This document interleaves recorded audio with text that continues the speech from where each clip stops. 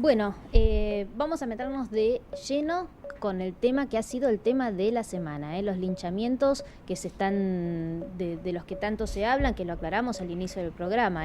Podemos hablar de la figura del linchamiento propiamente dicha y según lo establece la justicia, cuando la persona que es víctima de esta situación termina encontrando la muerte por algún golpe que de alguna manera termina siendo el golpe fatal. Y está para hablar con nosotros de esto el doctor Hugo López Carribero, que es doctor penalista y entiende perfectamente cuáles son las consecuencias que puede tener un civil a la hora de participar en este tipo de situaciones y cometer de alguna manera un homicidio en la calle, ¿o no, doctor? Sí, buenas tardes. Buenas tardes. Es una situación que no se encuentra amparada en ningún artículo, en ninguna ley de nuestra legislación argentina. Es decir, el Código Penal establece una serie de excusas absolutorias en algunos delitos, como son, por ejemplo, la legítima defensa o un estado de necesidad imperiosa para actuar. Incluso también la legítima defensa no solamente puede ser en el marco de la defensa propia, también puede ser la defensa de los derechos o de la vida de un tercero. Pero sin embargo, esta situación así planteada y como se ha dado a conocer en los medios masivos de comunicación, no queda amparada en ningún tipo de excusa absolutoria, es decir, no hay una inimputabilidad por parte de las personas que cometen este linchamiento. Si una persona, lo hablábamos recién fuera de cámara, ¿no? Si una persona participa de este tipo de situaciones, vamos a ponernos en escena. Un ladrón intenta ejecutar un robo, sí. Una persona lo detiene, correcto. Se acercan vecinos, sí. Los ánimos empiezan a exacerbarse, sí. Y empiezan a golpear a este ladrón. Correcto. Si esta persona encuentra la muerte a raíz de estos golpes, sí. Hay varios problemas a resolver. Primero, ¿quién es la persona que efectivamente da este golpe mortal, claro. Dentro claro. De todo ese grupo de personas? Claro. Y en segundo lugar, ¿cuál es la cantidad de años que puede recibir sí. de cárcel por haber cometido este homicidio? Claro, la inquietud puede resolverse desde el punto de vista jurídico de la siguiente manera. En los casos en que varias personas atacan, lesionan, golpean, concretamente en este caso a otra, y finalmente el damnificado de la golpiza termina muerto, hay ocasiones en que la justicia y las pericias pertinentes no pueden certificar de manera precisa quién ha dado el golpe o los golpes que produjeron finalmente la muerte. Pueden ser que algunos golpes hayan producido lesiones leves, graves, gravísimas, y otros golpes, u otro golpe en particular, haya producido finalmente la muerte. En este caso, el Código Penal establece una figura que es el homicidio en riña, es decir, todos los participantes de ese ataque, todos los participantes de esa golpiza van a estar en estado de igualdad procesal. La pena que establece el Código Penal para un homicidio en riña llega hasta los 5 años de prisión, es decir, es una pena menor a la del homicidio simple, es decir, el homicidio simple es cuando se determina con precisión quién ha sido finalmente la persona que provocó la muerte y cuál ha sido la acción que provocó la muerte. ¿Y el homicidio simple cuántos años de pena son? El homicidio simple tiene un mínimo de 8 años, claro. Y un máximo de 25. ¿No es cierto? Ahora, si la persona que es víctima de esta situación no encuentra la muerte, pero efectivamente se ve que hay un grupo de personas golpeando sí. A un delincuente. Sí. Vamos a... ¿cuál es la polémica de todo esto, doctor? Sí. El problema sí. Es cuando una persona ve que la policía, un ciudadano, sí. Ve que la policía no está, sí. Que el Estado está ausente, que los robos sí. Se reiteran una y otra vez, porque los vecinos a veces hasta han declarado en los medios de comunicación que ese delincuente no era la primera vez que efectuaba, digamos, esos delitos por el barrio. Sí. Cuando hay una seguidilla de casos, cuando la gente empieza a mostrarse realmente muy, pero muy delicada con el tema seguridad e inseguridad, de hecho, el gobernador de la provincia de Buenos Aires presentó hoy mismo un plan de seguridad para la provincia. Por el término de un año. Por el término de un año. Bueno, cuando uno ve como ciudadano que el Estado está tan ausente, uno reacciona de una manera violenta ante estas situaciones. ¿Puede catalogarse esto como una reacción violenta? ¿Puede uno evitar ir a la cárcel porque efectivamente, y ni hablar si la víctima a la que le hicieron le efectuaron el robo es un familiar? Claro. Supongamos que voy caminando por la calle y le roban a mi hermana. Reacciono, persigo a esa persona, vienen un grupo de vecinos, me ayudan. No sé cómo decirlo, pero uno en la psicología de masas, digamos, cuando está en ese grupo de personas, cuando los ánimos están tan exacerbados, no sé cuántos de nosotros podemos ser o tener la mente tan clara como la tuvo el actor Gerardo Romano, por ejemplo. Comprendo. Efectivamente hay una situación de violencia psicológica, social. Hay una situación de violencia en el carácter, de violencia temperamental, que las personas, por supuesto, experimentan, que la adrenalina, por supuesto, llega a sus máximos niveles de crispación. ¿Y por qué el Estado me termina condenando cuando reacciono, cuando hay cuando no hubo un policía que reaccione por mí? Pero ese estado de violencia temperamental, psicológica, no alcanza a estar amparado en la norma jurídica. Es decir, muchos podrán en estos momentos pensar en lo que habitualmente se conoce como un homicidio bajo emoción violenta. Bueno, no es este el caso. No es este el caso porque la ley no ampara este tipo de acciones que son violentas, que son socialmente irritantes, pero también son socialmente y jurídicamente disvaliosas. Es decir, para que haya un homicidio bajo los efectos de la emoción violenta, es necesario mucho más.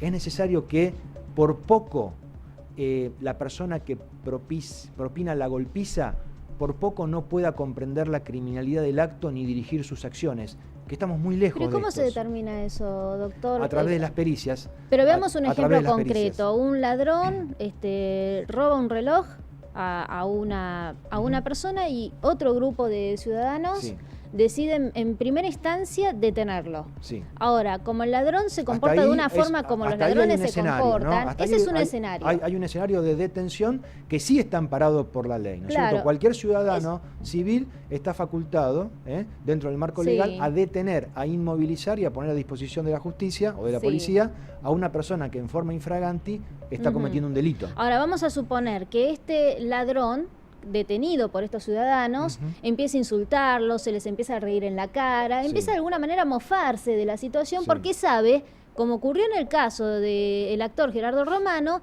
que a lo sumo tiene 12 horas de cárcel, investigan, aunque tenga antecedentes, no sé por qué, y es lo que todos nos preguntan, no sabemos por qué salen. Entonces se ríe de la situación y esto genera una violencia psicológica muy, pero muy fuerte a aquellos ciudadanos que escuchan a través de los medios de comunicación que hubo un robo, que hubo un delincuente, que otra víctima por parte de la inseguridad. Hasta ahí es otra situación. O sea, en primera instancia detienen al ladrón. En segunda instancia soportan las burlas de este ladrón. En tercera instancia la policía todavía no llega. Pasan 5 minutos, pasan 10 minutos. Son 10 minutos que la gente empieza de alguna manera, ¿no? Y ahora encima están las redes sociales, que agarramos a un ladrón en la esquina tal y tal, y se empieza a sumar más gente. Yo creo que el problema fundamental en este caso, no sé si coincide Carribero, Verónica, conmigo, tiene que ver con un hartazgo de la sociedad, de que las leyes no se cumplan, de que la cuestión judicial no funcione. Y creo que si hay un Estado ausente, como en este caso, lo que hay que hacer es exigirle al Estado que esté presente donde tiene que estar. Pero eso lo podés pensar acá, porque estamos sentados. Reflexionando, pero cuando te pasa, por eso, mira, permitime terminar de hacer la seguidilla de secuencias, porque es así como suceden las cosas. Primero se persigue al ladrón, después se lo detiene, después se llama a la policía, después el ladrón se mofa de la situación. Y como última instancia, los vecinos empiezan a reaccionar porque siempre hay uno con menos paciencia que otro y el resto se termina unificando, digamos, a esta decisión y empieza la golpiza. Por supuesto que porque el Estado después de todas estas situaciones termina juzgando al civil que en principio lo único que quiso fue detener al ladrón hasta que llegue la policía. Pero después hubo un montón de sucesos que terminan en esta otra situación. Porque no llegan a ser causales de justificación. Es decir, a ver, pueden ser causales de justificación para detenerlo, es eventualmente para ejercer una violencia mínima si el ladrón quiere escaparse del escenario de los hechos, tal vez inmovilizarlo, tal vez aplicarle alguna, algún golpe para disuadirlo de que no debe irse de allí hasta que llegue la autoridad policial. Pero la ley, el Estado, el Código Penal, no ampara la golpiza posterior cuando la persona ya está inmovilizada, cuando la persona ya está en estado de indefensión, cuando el individuo no puede ejercer una resistencia o ni siquiera no puede defenderse, aun cuando exista una burla. Sí. Que por supuesto la burla genera, como no podía ser de otra manera, lo que hablábamos recién, una crispación. Y porque ¿no? tienen razón. Tienen razón de rechazar la burla, tienen razón de, eventualmente transmitirle esto a la justicia para decirle, mire, además de robar, no mostraba arrepentimiento, aplíquele una pena mayor. Pero mire si la justicia... Sí, sucede la eso. justicia No, pero perdóneme. no nos encarcela, sí los encarcela, no vamos a sacar en frases hechas, Perdóneme, pero digo, lo que la estoy justicia diciendo, sí puede tener en cuenta. Sí, lo que estoy diciendo no es algo de laboratorio, es algo que en los juicios orales se valora. Aunque me pareció a mí, ¿no es cierto?, que a usted le generó una sonrisa en este punto, ¿no es cierto? Sí. Comprensible en este caso, ¿no es cierto? Pero quiero decirle que estos elementos valorativos son tenidos en cuenta por los buenos jueces, son tenidos en cuenta... El arrepentimiento. Por supuesto, el arrepentimiento y además de eso, la conducta posterior al delito. ¿De qué manera se comportó el delincuente luego de haber consumado la acción delictiva? Bueno, pero estamos hablando de casos, doctor, donde hubo reincidencia. ¿Qué clase de arrepentimiento hay, no? Bueno, cuando hay una reincidencia, en el momento puede estar muy arrepentido porque, claro, no quiere ir a la cárcel. ¿Cómo no va a estar arrepentido? No, pero también, la reincidencia, de acuerdo a lo que está establecido en la ley, también es valorada por los jueces al momento de aplicar una pena mayor. Por supuesto que después viene la otra problemática que usted la adelantaba. Está bien que solamente esté detenido durante 12 horas y se le dé la libertad. Está bien esta situación, aunque la causa quede abierta, aunque después vaya a un juicio oral. Bueno, este es otro problema. El problema es si si existe la posibilidad de una prisión preventiva, si está bien que durante la sustanciación del proceso permanezca en libertad. Ahora, estas cuestiones de la reincidencia y esta cuestión del arrepentimiento, del decoro, de la problemática que generó con posterioridad al delito, de las burlas, como usted lo decía recién, muy acertadamente, son valoradas por los buenos jueces. Claro que sí. Está bien que sean valoradas. Yo estoy de acuerdo en que los jueces tengan ese profesionalismo, ¿no? De poder valorar el arrepentimiento. Pero además lo dice la ley, deben valorarlos porque lo dice en la ley. Es una forma de graduar la sanción punitiva. ¿Cuál ha sido el comportamiento del delincuente con posterioridad al delito? Mire, y quiero agregar una sola cosita en este punto para seguir esta charla tan agradable, ¿no es cierto? No estoy pretendiendo con esto justificar, sino que estoy dando una explicación. Sí, está perfecto. Quiero dejar lo que en claro. Lo que nos estamos preguntando todos, sí. Lo que me estoy preguntando yo, no vamos a hablar por la gente que es la gente. Lo que me pregunto yo es, ¿por qué una persona que ya tenía antecedentes se la detiene, le hacen las averiguaciones y en 12 horas vuelve a estar libre? Sí. ¿Por qué después, cuando los vecinos y los civiles reaccionan, se los puede condenar? Es ahí donde no entiendo el funcionamiento, ¿no? Si la reacción de los civiles y de los vecinos está circunscripta a detener a la persona, a ponerla a consideración y a disposición de la justicia, del personal policial, antes que de la justicia, ¿no? Porque antes que llegue el juez, llega la policía. O debería llegar la policía. Sí. Si la persona, el delincuente, aparece con algunos rasgos de violencia propios de la detención, bueno, hasta ahí por supuesto que el Estado no se va a inmiscuir en la reacción de los vecinos, porque la violencia que han ejercido hasta ese momento es una violencia atendible, sí. Es pertinente hasta ahí. Sí, Ahora, claro. si el delincuente aparece muerto, claro, la situación claro. A ver si cambia, se ¿no es entiende, cierto? porque entiendo perfectamente lo que usted me dice. Lo que no quiero es que parezca que estoy a favor de que se maten ladrones que uno puede detener No por parece la calle, eso. No, yo por lo menos no lo Pero veo de lo esa que manera. yo digo, y quiero ser absolutamente sincera, no solamente conmigo, sino con la gente que nos está viendo, Sí. es que si yo estuviese en una situación en la que asaltan, supongamos, a mi mamá, Sí, le lastiman el brazo para robarle el reloj, comprendo, veo que mi mamá está sangrando, comprendo. corro al delincuente Sí. gritando, esa Sí. persona acaba de robar, se Comprendo. unen un grupo de vecinos Sí, y llegamos al punto de detener al hombre. sí, Verónica Recia no Sí. sabe cómo va a reaccionar. Desde ya le digo, sí. no sé cómo voy a reaccionar. Me gustaría Sí. no reaccionar a palazos, no reaccionar Comprendo. a gritos y Comprendo. simplemente marcar el 911 para que venga la policía y Pero haga lo mire, que tiene que hacer. Pero no Verónica, le puedo propongo- asegurar que esto no es lo que está pasando, doctor. Pero yo La le- gente está reaccionando distinto. Le comprendo perfectamente. Ahora, sin perjuicio de que usted asevera en este acto, no saber cómo va a reaccionar, ¿usted estaría en condiciones de matar a una persona? Creo que no. Bueno, entonces no es que no sabe cómo va a reaccionar.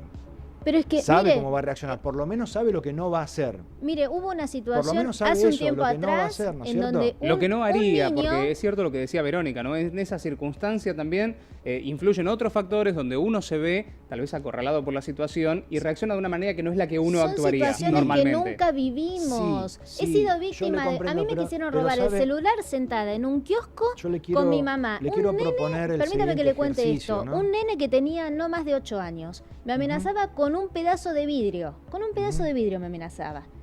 Yo no sé por qué reaccioné de la peor manera que puede reaccionar una persona. Contra todos los consejos Sí. que te dan los especialistas. Sí. Me paré, le empecé a gritar, Pero no lo reaccioné mató. de una... No, claro que no lo maté, porque lo único que quería era que se vaya. Pero eso. supongamos que a esta criatura se le ocurre reaccionar y lastimar a mi mamá.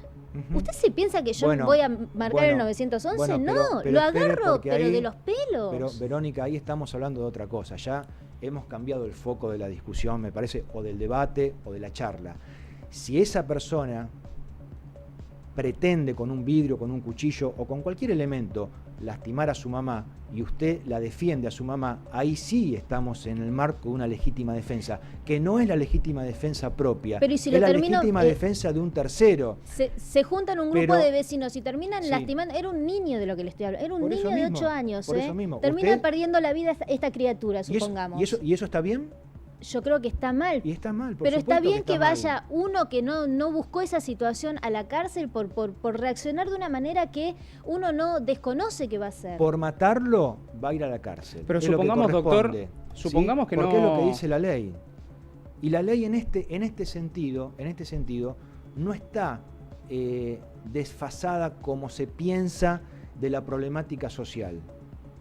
Una cosa es la legítima defensa propia o la legítima defensa de los terceros, que sí está amparada como una causal de justificación, de inimputabilidad, y otra cosa es reducir a la persona, ponerla en un estado de indefensión, sumar una cantidad indeterminada que en el correr de los minutos puede ir aumentando de participantes para una golpiza con la intención de quitarle la vida, que fue lo que pasó en Rosario. No importa que haya sido por miedo. Supongamos que uno es víctima de esa situación por miedo, decido quitarle la vida a alguien por legítimo miedo, temor, temor a perder mi vida. Ahora, uno decide, a ver, estoy pero poniendo quiero- ejemplos quiero extremos, hacer- ¿no? quiero Pero hacer para una tratar de precisión, entender. porque si no pareciera ser, creo que de muy buena fe, Mm. que el miedo impera en el escenario de ese hecho.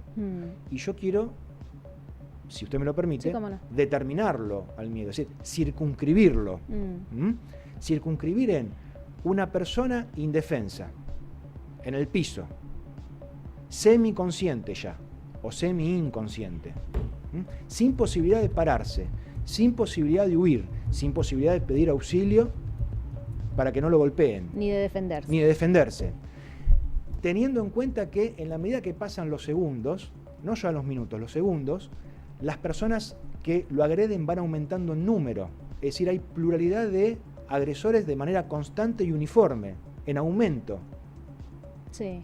¿Qué miedo se puede sentir en ese momento? No, hay ninguno. Y bueno, Perdón, doctor, usted marcó una diferencia que me gustaría hacer hincapié en eso y tratar de comprenderla.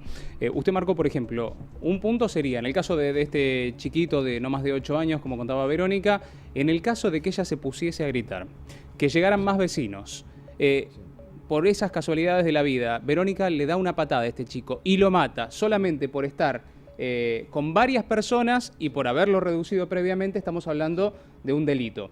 Sí. Ahora, si Verónica gritaba, no se acerca a nadie, y le pega la misma patada que le hubiese pegado con 10 personas alrededor, y también lo mata, sí, bueno, ¿qué diferencia hay? Hay una situación diferente. A ver, cuando una persona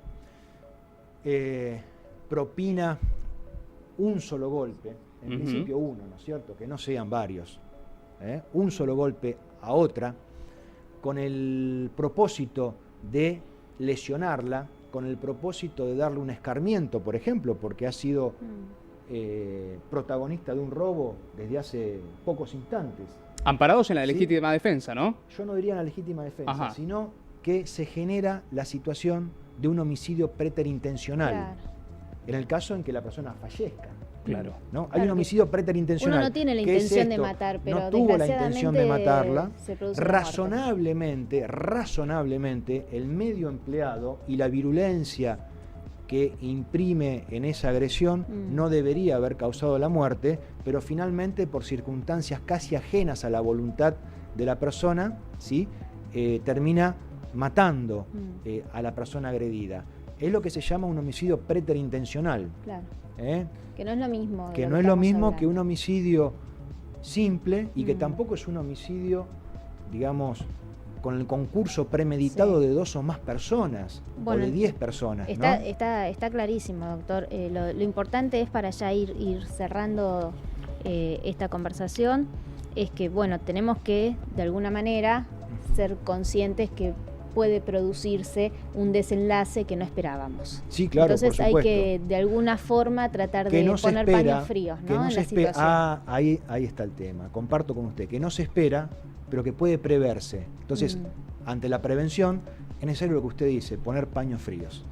Bueno, muchísimas gracias. Con todo gusto. Bueno, el doctor Hugo López Carribero, tratando de ayudarnos a entender y sobre todo viendo el aspecto desde el punto de vista legal. Una persona, por querer hacer el bien, puede terminar haciendo el mal y lamentablemente además puede terminar en la cárcel. Así que hay que tener mucho cuidado con este tipo de episodios que se han dado durante esta semana y que en parte los medios de comunicación, al replicar lo que sucede, de alguna manera podemos alimentar este tipo de comportamientos en la sociedad. Es importante entonces saber a qué nos podemos someter, digamos, si reaccionamos de una manera violenta cuando otra persona decide cometer un crimen en la calle, ¿no? Bueno, vamos a cambiar de tema.